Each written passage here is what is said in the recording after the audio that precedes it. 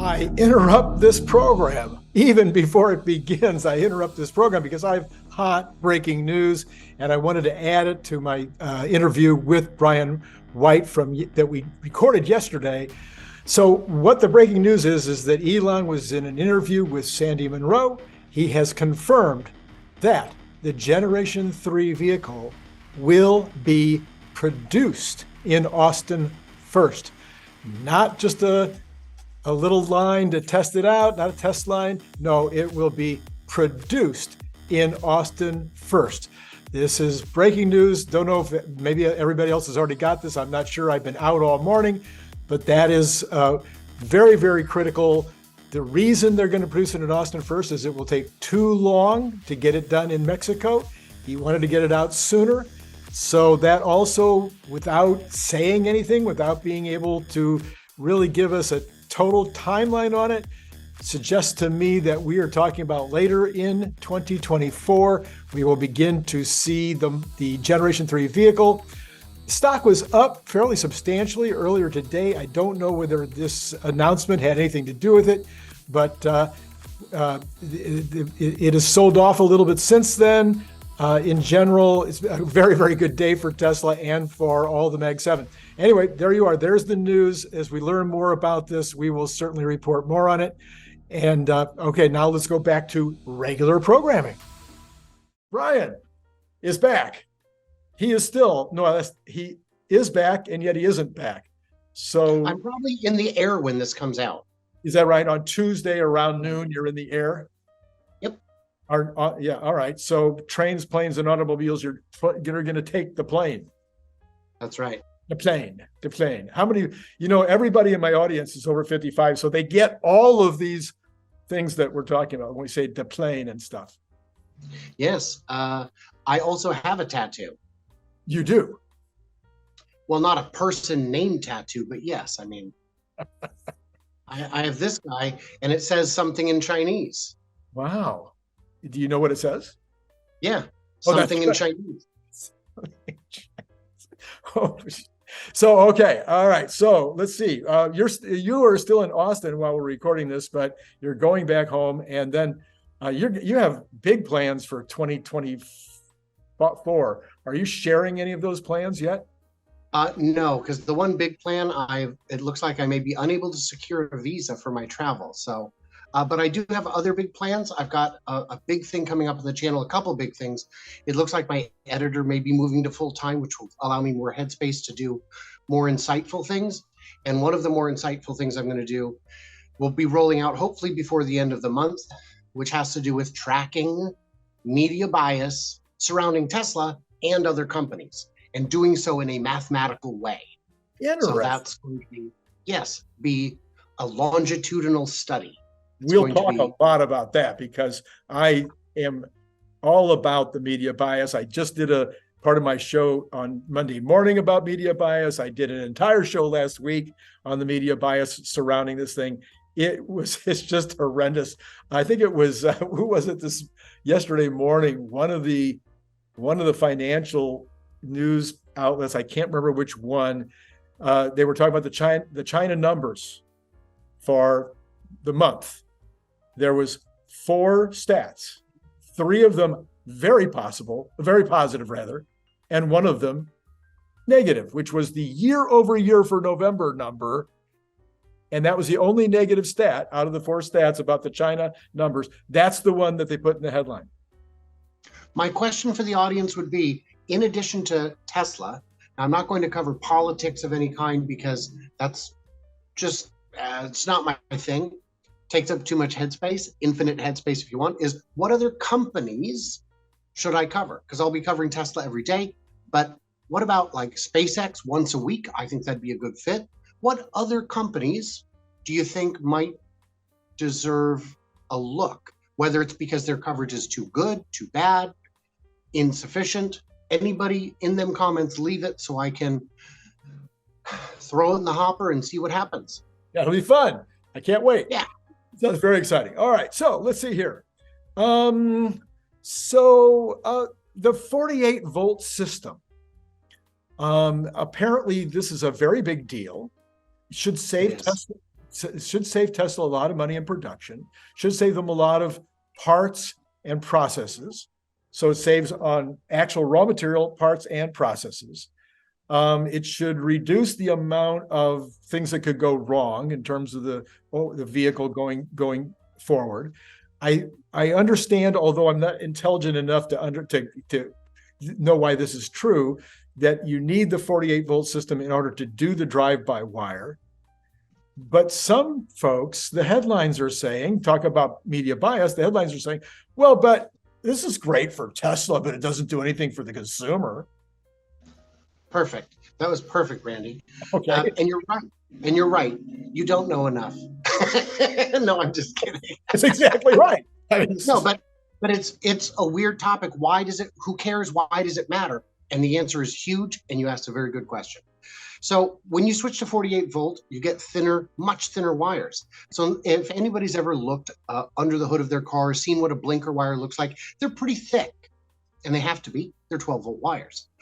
48 volt is much thinner. Think like a LAN wire, like the wires that connect your computer to your internet. Oh. They're thin wire. That thin. So that means an 85% reduction in copper in the vehicle. Wow. And because this is such a big deal, it requires a tidal shift to get the industry to move. And Tesla wants everyone to do it because it's better for them, sure, but it's better for their suppliers. It's better to not have two different systems in the same factory, but it's better for everyone because global auto sales are about 80 million, which means the amount of copper needed could be reduced by 1.3 million tons per year globally. Wow. This would be the biggest environmental impact Tesla has ever had. And because it's like, well, yeah, but I don't want to do the work. Tesla said, here's the engineering report, how to go 48 volts. It is yours. Please take it. Use it as you see fit. Just get to 48 volt. This is huge. And what is the savings to you and me? $50. Okay. $50 is probably about the amount of copper you're dropping from a given car. Maybe, probably less. But $50 times 80 million cars, pretty soon you're talking real money. That's the 80 million. So add a zero, be 800 million. So add times 5 would be 400 million a year in copper saved by manufacturers. Well, they don't pass that savings on to me. They do. They do. In one way or another, yes. In one way or another. Yeah. Anytime that there's a savings, people don't, I mean, I'm sure smart people do, but there's a huge percentage of the population that doesn't even like math. I can't understand people who don't like math. I just love math. Anyway, but it's like you said it's critical for Cybertruck. No, for drive-by work. Yeah, electric beef doesn't need it. Wait, what'd you call it? Oh, steer-by-wire. I couldn't remember. So it doesn't need it. I thought you'd like that. But here's the thing with the unboxed method. When I was showing it to an engineer in Michigan, he said, I am having a couple problems with unboxed that I can't square. Build the back, build the front, put them together. Got it. But you still have to run all your wires and your hydraulics. So now you don't have to run linkage for your steering, and brake-by-wire is coming. Brembo's already got it perfected. That is you no longer need to run hydraulic lines. All the pieces are coming together. So you've got and a question that I kept getting asked is, brake-by-wire will never be allowed because there's no fail-safe. And I say, but there is. If my car can go 0 to 60 in 3 seconds, it can go 60 to 0 in 3 seconds without brakes. If the system detects the brakes have failed, the motors can give you double, triple regen. Wow. Holy mackerel. That's amazing. So this is why you have me on, Randy. I know. And I know that you already know this, and probably everybody's already seen the videos on this or whatever. But there's also on the steer by wire method, you end up having triple redundancy on the software or on the chips. In other words, if one fails, you've got two backing up, just like you do on an airplane, apparently. Yes, I hadn't heard that, but that sounds like exactly what is needed to ensure 100% reliability. Because if one of the three fails, you get a service notice saying, look, I'm only going to let you drive another 10 miles. Yeah. Mm-hmm. And so you never get to that second and third failure. All right, so that answers that question, that the 48 volt is a very big deal, and nobody has been reporting that the way you just did, Brian. I'm like, nobody, which is why we have you on this channel. And that's why I want to thank the viewers who get me here, because I can't get this insight without getting in front of engineers who are deep in their careers doing these things, who ask the right questions and know the right answers. And I couldn't do it without support from viewers like you. So what was the mood among the fanboys and girls that you saw while you were in Austin? Oh, ebullient. Yes. Yes, it was of course off the charts. The watching. So I was at the Luster Pearl before, during, and after party, and we watched it on the Jumbotron, the little, the wall TV, and you would think we were watching the Super Bowl because we're cheering and we're oohing and we're eyeing, and of course we didn't get to ooh and ah about the price because it wasn't revealed. Yeah. Go check the website. Oh, for Christ's sake. Okay, so good. We'll do that. And people are already like, I'm watching it, and a guy walks over and taps me on the shoulder and just shows it to me because he knows I need to know. And by the way, do you remember my prediction for the price and configuration at launch? $79.90 dual. I nailed it to the penny. And I had some people say, well, yeah, but it was pretty easy to. Really? Where was your prediction yesterday? Yeah. Show me what you were saying. Yes, I quite frankly was brave enough to not make any prediction at all. And you were right. Yeah. But even a half hour before it was revealed, I was on a show with Lars and Jan from Tesla Fix, friends of our shows, and they asked me once again, what's the price? And I said, I gotta say, $79,990 dual motor, because it's the one that makes sense. And so the mood, one question you had asked me before was, what was the mood about the price? Yeah. And there was waves of disappointment among people who really wanted a $40,000 truck. $40,000 is impossible. Is impossible. It didn't make sense at the time of release, but it definitely doesn't now. But one thing you and I are going to be talking about on my show is the price is still fine, because the launch price for the dual was announced at $49,990, right? $50,000. Mm-hmm. $50,000 plus 4 years of inflation is $58,000. Yeah. And there was never going to be a federal incentive on it. Right. 70 minus that incentive gets us to 62.5. Right. We're only $5,000 off. And in some states, there's another 4,000 or 5,000 available. Yeah. So it is within 10% of the target price adjusted for inflation. So that is awfully good. So the only people I've seen saying they're going to cancel their reservations are people who, once you look at their comment and post history, you realize you don't have a reservation. I think there's going to be a few people that are going to cancel their reservation because they literally do not qualify for the loan. And I told a couple of those people they just need to Turo it out when they get it. Right. Well, I don't see them canceling. I see them deferring their place in line. I see. When the Model 3 came out at 35, was announced at 35,000 and came out at 50, 60,000. When your number came up, a lot of people said, I can't, come back to me. They're like, okay, we'll come back to you. And then 6 months later, the price has gone down. Would you like to configure? And they waited until they got to all the people just waiting and said, look, put up or shut up. And some people took the reservation money back, and some people said, fine, I'll just buy one. But I don't think we're going to see much, if any, cancellations until the backlog of people ready to go today is done. Yeah. No, I think you're right too.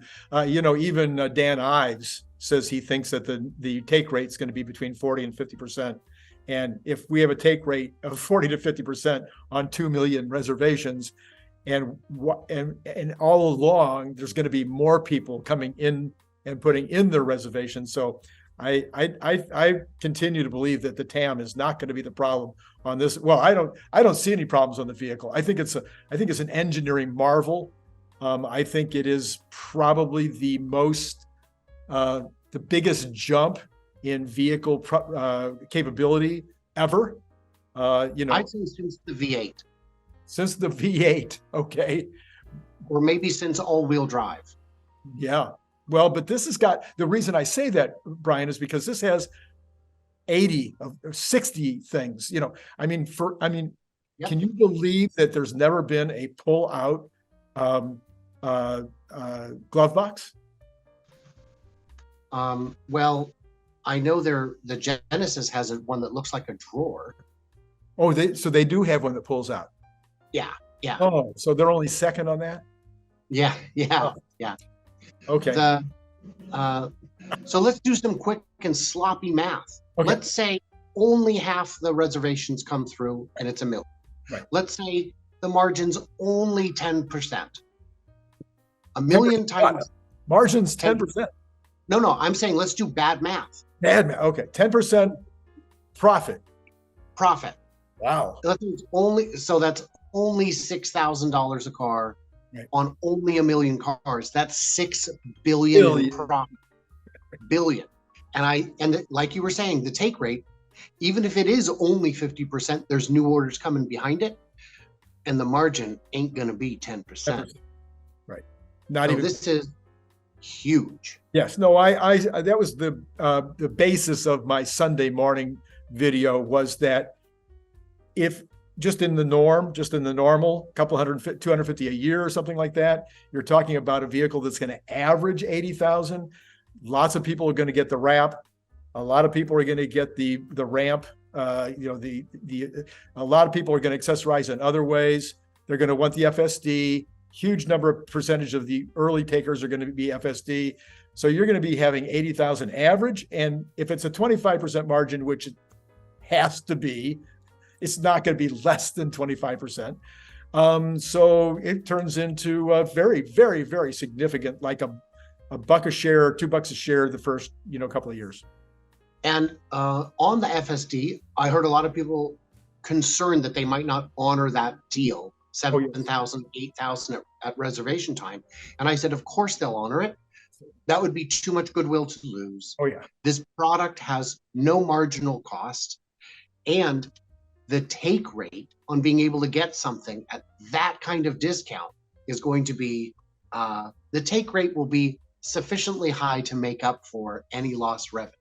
Yeah. And I think we're going to see more than double the take rate on those FSD orders from the first. And that assumes that we don't even have a breakthrough, in which apparently we're going to have some kind of breakthrough in a month or so.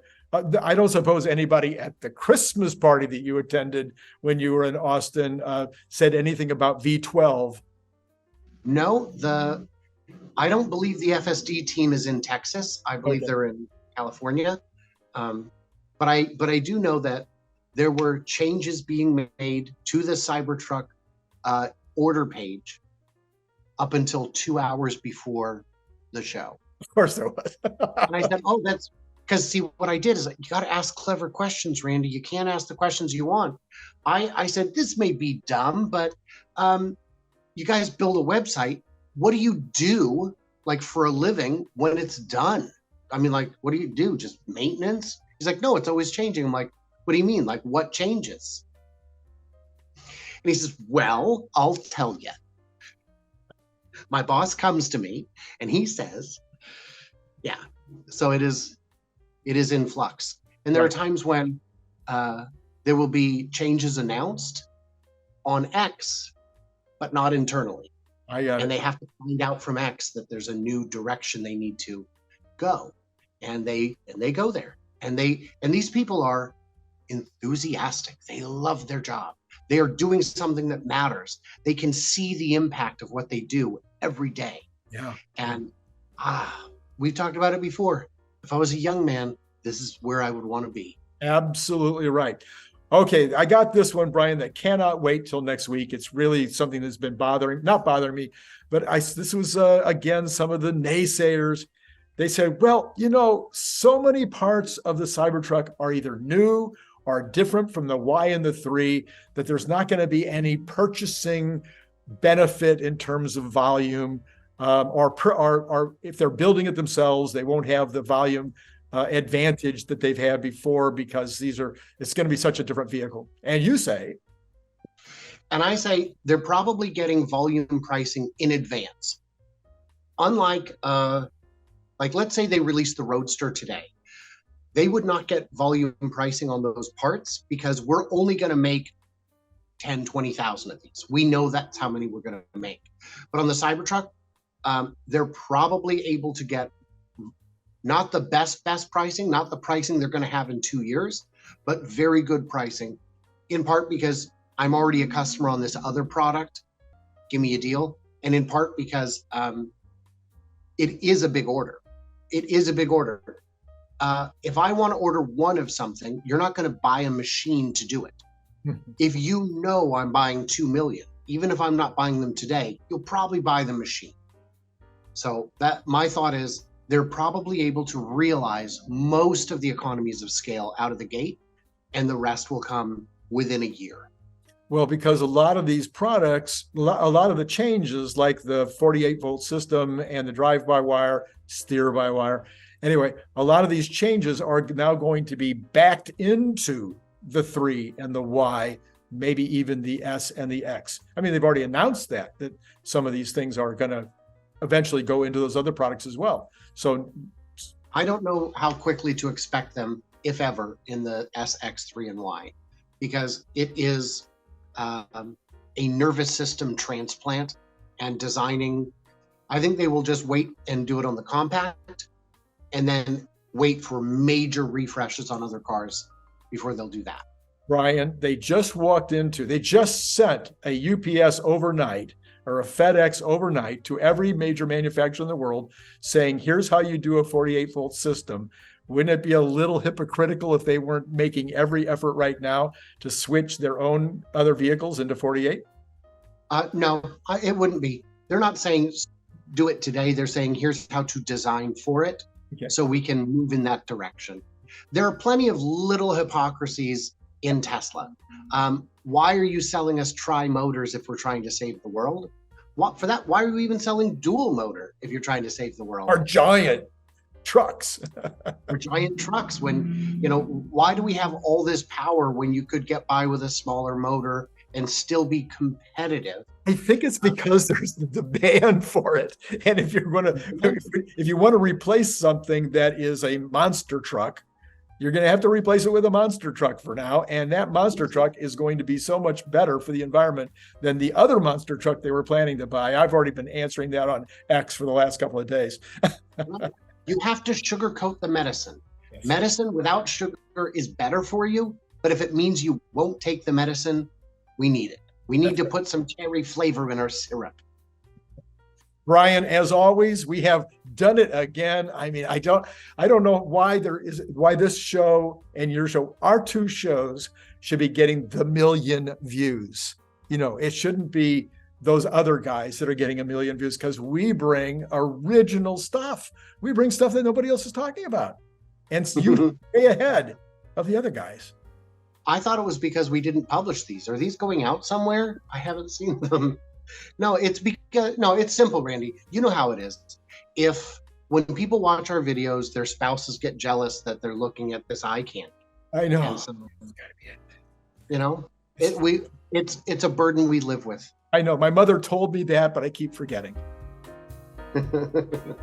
I'm still giggling at the joke from before the show. No, we won't talk about that. We can't. I'd like to, but it's just not going to happen. Hey, Brian, thanks for being on. It's been great. Hey, and listen, follow him on his show, because guess what? If you really can't get enough of me, then, and if you could sneak around and your husband doesn't see it, I'll be on his show a couple times this week as well. Brian, it's been great. And to all somebody going to join Patreon. All right, I'm going to make a deal. This is going to be, I've done this once before. It worked a little bit. Actually got a lot of people joining Patreon the last 2 weeks. But the last 2 days, not a single soul. So let's get you up on Patreon. What I'm going to do is I'm going to give you 1 free audiobook. You can have 2 free if you want. Or you can have 1 free audiobook and the Cybertruck bottle opener. How's that? 1 and 1. Okay. If you join at the $10 level, not at the $5 level. If you join at the $5 level, you just get the 1 book. Now, if you're completely new to the channel, this is a bottle opener. It is a refrigerator magnet. It is 3 millimeter thick, stainless steel, really, really tough. Comes in a very cool magnetic box that makes it a great gift item. So, you know, it's got all kinds of people now buying them as gifts as a result of the fact that I have so many people that want to buy them as gifts, and they're putting in these larger orders. I do have it all down. I think I put it all down below. I'll have to double check and make sure that it's up to date. They're normally $25 a piece. You get 2 for $45. You get 3 for $60. Okay. You get 100 for $210, and you get 200 for $400. Gets you all the way down to $20 a piece. If you are out of the country, I need you to add another $20 to that for freight, whichever one of those ones you pick. And then if you are, and then please let me know camo or regular. And of course you can mix and match if you buy quantities, however you want to set that up. So is there anything else I have left for you tonight? I think I've said it all. I have enjoyed speaking with you yet again. Click the link below to get your paperback, Kindle, or audiobook now.